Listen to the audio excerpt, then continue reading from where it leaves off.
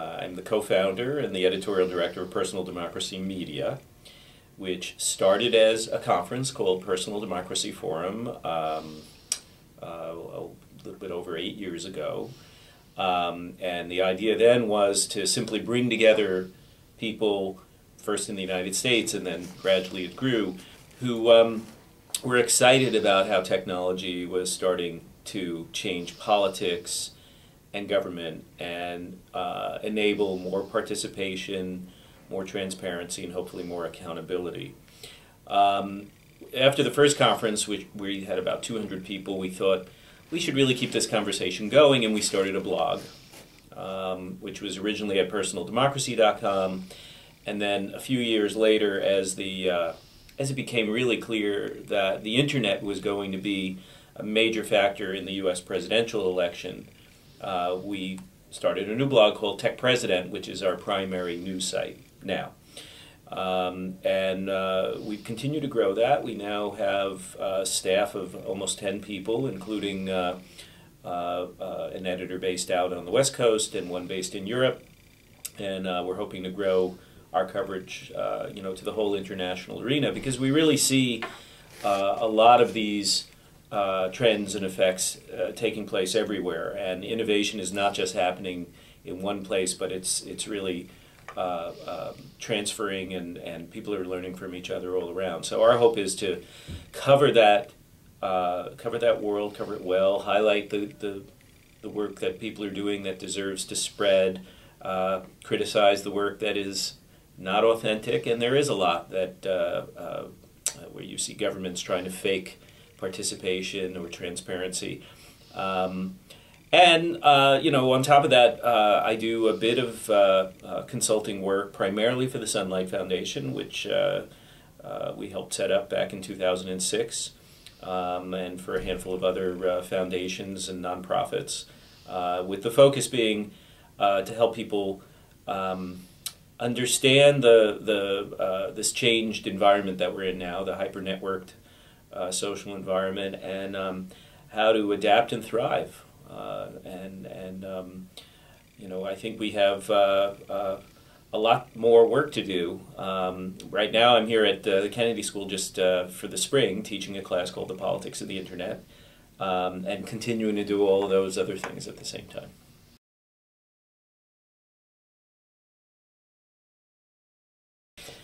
Well, I think that I don't want to overpromise here, okay? I mean, I think that clearly we're going through a major societal shift, and we're still in the early years, where we're moving from an age where politics and participation in government were predominantly just for a very small elite. In order to have a voice in the process, beyond just your little vote, you either had to have a lot of money, or you had to be in the mainstream media or own the mainstream media. You had to be famous or rich. And ordinary people had very little, say, other than as sort of people who were polled and focus grouped, but, that's a passive kind of participation. Sure, there was social organization, but it was complex and expensive to do. And with the rise of television and suburbanization and so on, we actually saw a lot of those old big membership organizations, start to dwindle, and a whole new age of these sort of professionalized issue groups. And I'm speaking very broadly now, but that's what took over certainly in American politics. And then along comes the net, which is a read-write medium, which allows many-to-many communication, not just one-to-many. And we're seeing a flowering of all kinds of new experiments and practices, and we're just beginning to understand how much this may change politics in Washington, politics in the formal sense of what goes on, through legislatures and the executive branch, as well as what people do with each other in the civic arena. And I'm very excited by it. I mean, I think that there is a fresh paradigm emerging that's not quite right or left. If the right is for laissez-faire and smaller government, and the left is for a bigger activist government. Somewhere beyond that is this notion of co-creation of government, of we government, where some of the functions of government can perhaps be done by people banding together at scale, and where government is more of a catalyst than just the service provider that you pay taxes to, and then some government employee has to provide the service, and so that's a shift, and I think we're early still in seeing just how far it can go, but at a time when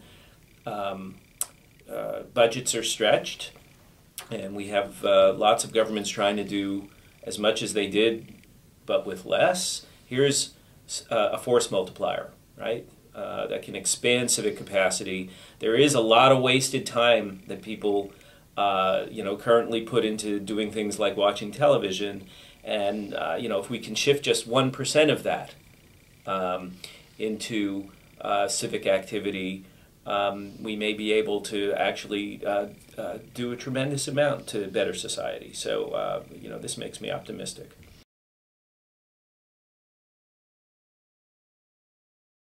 Technology is neutral, right? There is no left or right per se, and there's no question that as new technology, new interactive communications technology permeates, that it can be used for good or for bad. I mean, I don't think there's an inherent logic that says open will always win, for example, or sharing will beat out hoarding. What we are seeing is some dramatic examples of benefits that can be had from greater openness, more sharing, but that doesn't mean incumbents give up power easily, and they may also adapt these new technologies to trying to maintain power. So it is quite a battle. It has always been a battle. I mean, to me, the deeper story here is that politics is always a fight between organized people and organized money. And most of the time, money is much better organized. People are hard to keep organized. It's expensive to do. But if you see it in that frame, then things that give people greater capacity to self-organize ought to tip politics a little bit in the direction of the needs and interests of ordinary people over the needs and interests of concentrated money. But I'm not. I have no faith that just by magic this is going to turn out that way. I think people have to consciously seize the opportunities that are being that are offered, and I worry that as we get more networked and as we all carry around these powerful computers in our pockets called smartphones, that we can just as easily be distracted and fragmented as we might be united and organized. And the forces there to keep people distracted and disorganized haven't gone away either, including human nature, right? Which is the brain is wired to go after certain kinds of stimuli. They aren't all necessarily the healthiest ones, for you personally or for a society. So I think technology carries with it this question of for whom. And if you are a person, for example, if you're one of the wizards of today who writes code and who builds platforms, then we have to open up this political question of what are the default settings that you're putting into your platform that either enhance democratic culture or make it easier to control people. Who is being served here? Is it the user or is it the person you're selling the user to? These are political questions. This is, Rebecca McKinnon's new book, The Consent of the Network, really puts this on a very broad level and talks about the need for kind of a digital Magna Carta, that, those of us who are now carrying on so much of our social and political lives on platforms that are corporate, private, and where users don't necessarily have democratic rights, but use these tools in ways that we hope will expand democracy. We have to ask, who are these digital sovereigns we toil under, and should we allow them to have so much power, arbitrary power, just because the service they're giving us is, seems to be a benefit, a free benefit. So these are, the very big questions packed into the spread of technology, and frankly, it's, I think technological change is happening much faster than government and laws can keep up.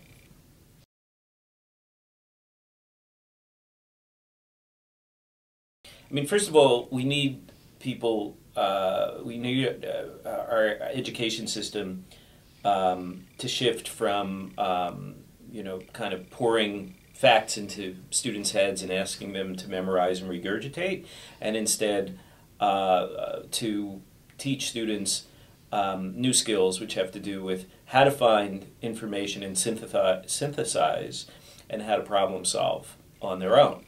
And that fundamentally comes down to two things. One is how to ask good questions, how to maintain a skeptical mind about everything that you see. I mean, I'm reading the New York Times here, but I'm not just digesting it as if I'm reading the gospel. I recognize bylines. I think, okay, I've read this person's byline before. Do I trust their work? Have I seen biases that they hide? Or, oh, I can see what their bias is right away, and then I digest the news. So the broadest need that we have has nothing to do with technology. It has to do with what's in our heads and how we think about information. And then add to that digital literacy, which is to say, not just knowing how to find things out, but also having an awareness of how things can be, how you can be manipulated online. Just because the internet says something doesn't mean it's true. And, we're going to see people faking pictures and videos, as well as trying to move misinformation just through print. So that's a second component. A third one, I think, is that we need, the sort of leadership levels of the society, whether it's our elected leaders, people in formal positions of power in government, or the people who are heads of institutions and businesses and churches and synagogues, and so all those, everybody in that arena, I think needs to take the time to wrap their minds around both the potential of the internet as well as some of the dangers. And right now we see a lot of hysteria coming from parts of government and elected leaders, these sort of witch hunts against particular websites because they seem to be facilitating bad behavior, a lack of understanding of why the internet is a very special accident and how the nature of this open network has to be maintained carefully. It cannot just be assumed to stay that way. And sometimes we see a rush to legislate, for example, most recently on the Stop Online Privacy Act, where, members of Congress openly bragging about how they didn't know what they were voting on, but they'd been assured that it was the right thing to do, and they didn't even want to hear from experts who, the engineers who had actually put together, the internet protocols and so on, because, that was for nerds. I mean, so this is a generational shift that's underway. We've been watching for years now as one generation of politicians and insiders basically said, this thing's a fad, it's going to go away, it's never going to be important, bloggers are just people in their pajamas, all those cliches. That's finally ended. I think in the last, between Barack Obama's election and the Arab Spring, there is now a, broad consensus that indeed the structure of the political and civic arena has been shifted. There are new capabilities and forces afoot. And so we do see an effort, people who need to make this effort to start to understand better. And then the question is, will they embrace the possibilities for expanding democratic access and participation, and do the hard work of challenging the incumbents who in many cases are profiting from artificial choke points and artificial scarcity that old technology made possible, but now they're trying to lock in rather than to make way for innovation and change.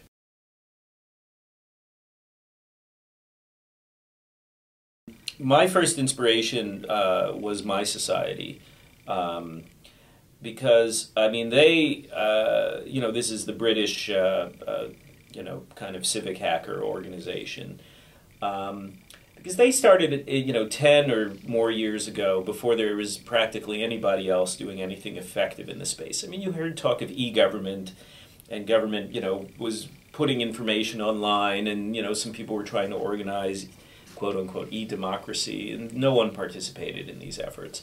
And My Society comes along and starts designing, with very little money, these tools to enable citizens in the UK to find out what their legislators are up to communicate with them easily, and to and baked into all of their projects, like hear from your MP or theyworkforyou.com, is a lot of feedback loops, right? So as people use these sites, the sites get smarter. I mean, they were doing Web 2.0 before it was called Web 2.0.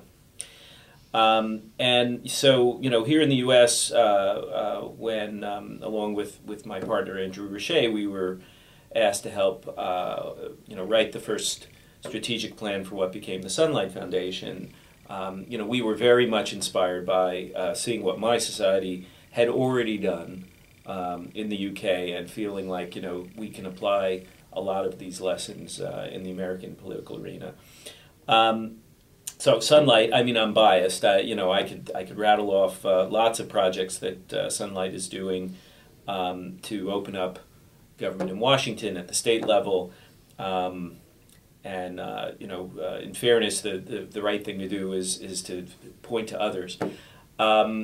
I think Code for America is a wonderful new organization that is showcasing two things. One is that there are a lot of young coders who want to actually use their skills for good in terms of enabling cities, this being the primary use case right now, to tap into the power to connect citizens and data and government together in ways that breed efficiencies and better services in a smarter city. Okay, I think they're a great model that is spreading, and they're not the only ones. I mean, there's the Campus Party, which is in Latin America, and there's Vota Inteligente in Chile, which is in some ways they got to kind of study what was being done by My Society in the UK and by Sunlight and groups like Open Congress here in the United States, and then say, well, in Chile we're going to just take the best of all of that and then add our own projects on top of it. Another favorite is Ushahidi, which grew out. I mean, it's only 3 years old, right? A lot of these things are very young. Grew out of a need, just spontaneous need that people had in the wake of disputed elections in Kenya, to collect and share information about election, post-election violence and disruption. And since the major media was being censored, they turned to the web, and they built a tool, thankfully an open source tool, for distributed reporting and vetting of reports around, in their case, election disruptions. But the tool has since spread in hundreds of instances, and they've obviously continued to build on top of it and develop it, so that it's been used not just for election monitoring. It's been used to help people recovering from natural disasters like in Haiti after the earthquake, and it's even been used in places like Washington, D.C. after they got hit by a big snowstorm. And they wanted to help people report where streets needed to be, you know. So what I love about Ushahidi is it comes from Kenya. It doesn't come from, you know, the Silicon Valley, Silicon Alley, you know, Western, you know, not all good ideas are born in the United States. I mean, that's another important lesson. So those are the sorts of projects that inspire me and you know, that I learn from also.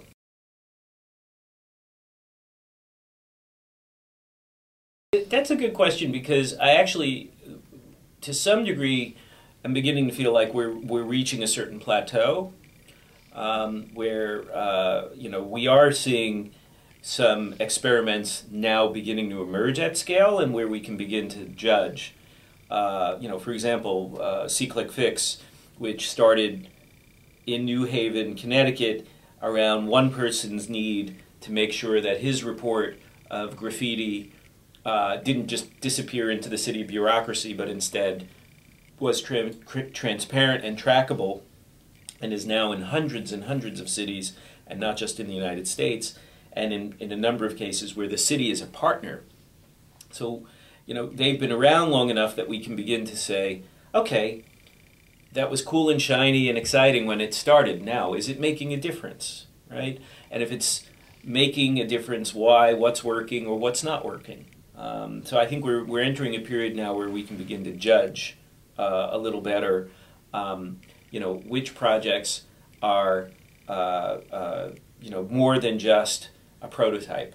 And out of that, we'll see a second burst of new innovation. I think that it's interesting to watch as some parts of our media ecology also begins to tap into playing this new role, you know, where newspaper isn't just a provider of news, but it's also a kind of community organizer. Okay, you know, newspaper websites. You know, at what point will we drop the word paper from that, by the way? That they are engaging the people who were formerly just known as their readers, right, to be co-creators too. And I think we're also seeing some innovation happen from NGOs who play community organizing roles, whether it's a local one or more of a horizontal one across an issue, where they're realizing that they have to open up their practices in ways that allow for more co-creation with the people who maybe previously they just tried to get a check from. Okay? So it's a bigger shift than just the good government, you know, or transparency kind of model. I think at the core, you know, the core idea of open data as the engine for more open and collaborative government, that's well implanted. And now what we're going to face is how far can we, you know, what will the next administration do if there's a change of administrations? You know, again, this is why I think the city model is so great, because it won't matter who is, you know, in the White House if Chicago is, you know, kind of in this virtuous circle of competition with Boston and, you know, New York and San Francisco and, you know, and other cities around the world, where they're all kind of both, you know, innovating locally, but doing it in ways that can scale horizontally, right? Because they're using, for example, Open 311, they're making sure their code is compatible. So I think the city, city as platform is probably the most vibrant and fertile place to look right now. It's also, the one other thing is that for many people, government is too big and too far away. You know, we hear these numbers thrown around, billions, trillions, and it's very hard to, you know, relate to. But, you know, with so many of us living in cities now where we're in dense contact with each other, and where location, location-based technology and the sort of social intelligence that you can build on top of what people do with mobile, and self-reporting, whether it's deliberate or not. I think that's where a lot of exciting things are really starting to bubble up. And then the last part is personal sensing, right? As smartphones get better, people using them for their own personal monitoring, whether it's health or fitness, or and then sharing that data back. We'll see an ecosystem grow up from that as well.